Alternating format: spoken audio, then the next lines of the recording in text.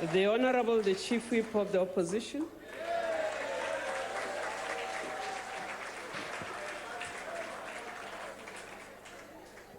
Madam Speaker, Deputy President, Honourable President, members of the House. The year is 2020.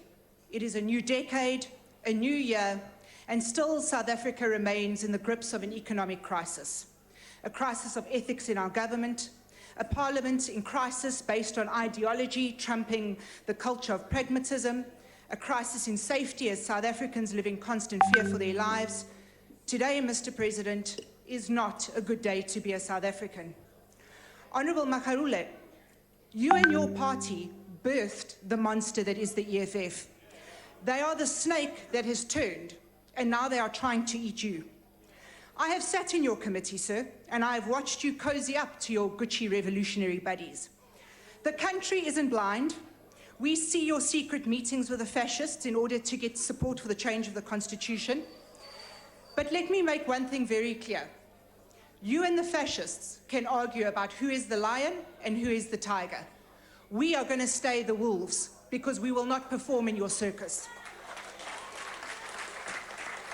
Last Thursday, I argued point after point for my right and the right of every South African to listen to the President's Sona speech. I lived in hope that firm and decisive steps would be announced to relieve us from the continued crises that we as South Africans face on a daily basis. Yet again, my hopes were shot down in what was a dramatic display of the inability of the governing party to put the needs of South Africa first above their own political party. I watched as Parliament was treated with utter contempt, as those that do not have the ability to argue and to debate attempted a coup of the evening by using Stalingrad tactics to bully their way into significance. It is not a good day to be South African. As I sat in my chair, the irony was not lost on me that this isn't the first time Judge Zondo has seen many members of this Parliament. In fact, he has seen far too many honourable members in his commission, appearing for a variety of reasons, none of them earning them the title of honourable. The irony was also not lost on me that the President looked over to our benches and viewed us as the enemy, because where I sat, I had the bird's eye view of every person who wishes the President harm, and it certainly wasn't us. I looked across at members who are so resolute in their power that they yield in a party, that they don't think twice about making outrageous statements on the steps of a court, or to join fellow members appearing on corruption charges to show their support. What we need is to realize that it's not only a show de force for the President, it's a blatant slap in the face of every South African who believes in justice and the rule of law. This is not a good day to be South African. Madam Speaker, South Africans are so used to being slapped in the face that I think as a nation, we are literally punch drunk. If it wasn't for our sense of humour and our dogged determination to succeed, we would be in complete dire straits.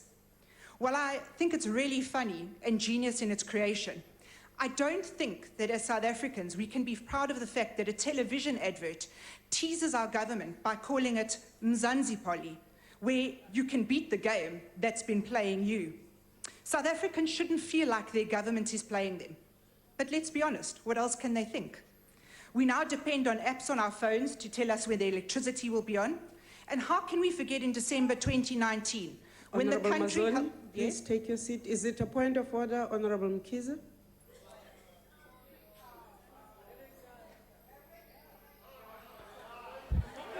On what point are you rising, sir?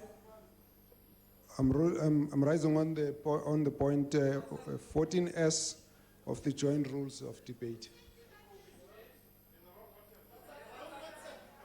Continue. Order, members. The structure of the debate is such that I will not have an opportunity other than to raise the point at this point. I'm very sorry about that, but the Honourable Steenhuisen raised an issue which is untrue, which is a lie, that is related to a statement that has been...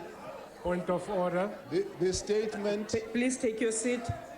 Honourable Mkhize, the honourable member just on the podium is Honourable Mazzone, not Steenhuisen. Are you referring to her?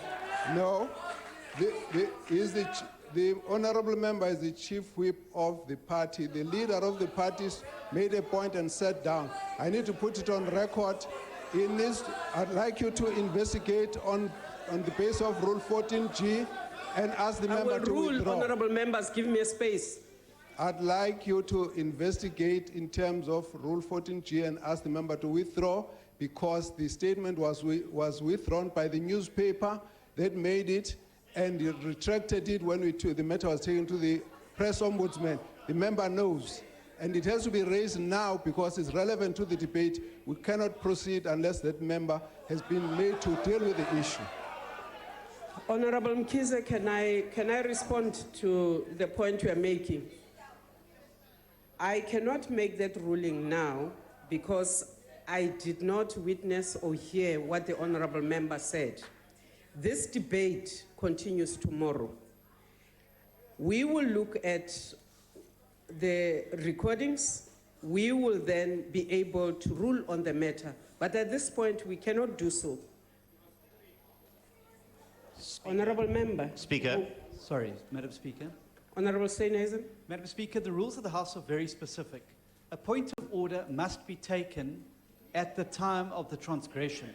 And it's meant to bring, you can't come in ex post facto nearly 6 hours later and raise a point of order. It's just simply completely outside the bounds of the rules. Honorable Steenhuisen. Honorable Steenhuisen, I'm sorry to mispronounce your name. I do get what you say. I do not know what the member is raising. What you say is, no. I do hear what you are saying.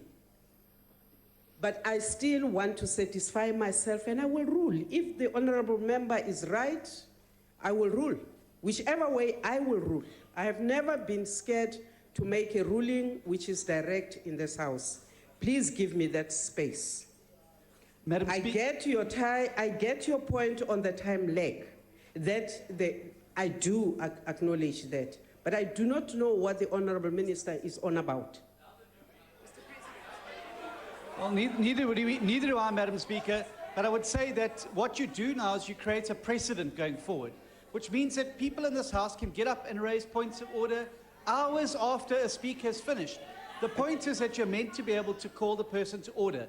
If the honourable member's got a problem with what I've said, he can lodge a complaint through the general Honourable Steenhuisen, I'm aware of all you are saying. I will make that ruling. If you are correct, I will get there. Can we continue, Honourable Mazzone? Thank you, Speaker.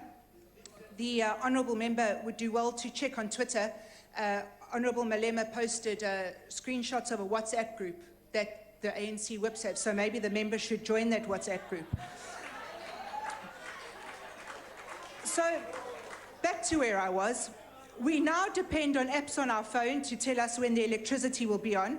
And how can we forget the December of 2019 when the country had to hold its collective breath as we entered uncharted territory of stage 6 blackouts? I read tweet after tweet, Facebook post after Facebook post, as South Africans used humour to lift their spirits. I noted many South Africans posting the lyrics to the song The Sound of Silence. The song starts with the line, "Hello darkness, my old friend." So of course it was apt, and we all giggled. But the song goes on. And in the naked light I saw 10,000 people, maybe more. People talking without speaking. People hearing without listening. People writing songs that voices never share. And no one dared to disturb the sound of silence. It is not a good day to be South African. But Madam Speaker, let me conclude by saying this. It can, in fact, be a very good day to be South African. And in the face of all the crises I see, I am more determined than ever to make sure that tomorrow and the day after that and the day after that are a good day to be South African. This is my home, this is my heart, and this is my pride. I will live and strive for freedom. I believe in South Africa. I believe in our future, and I believe that that South African flame that we all have will guide us through this very dark period of our history. Mr. President, I hope that you too will use this flame to guide you. And I hope, sir, that you will break the sound of silence. Thank you. Thank you, ma'am.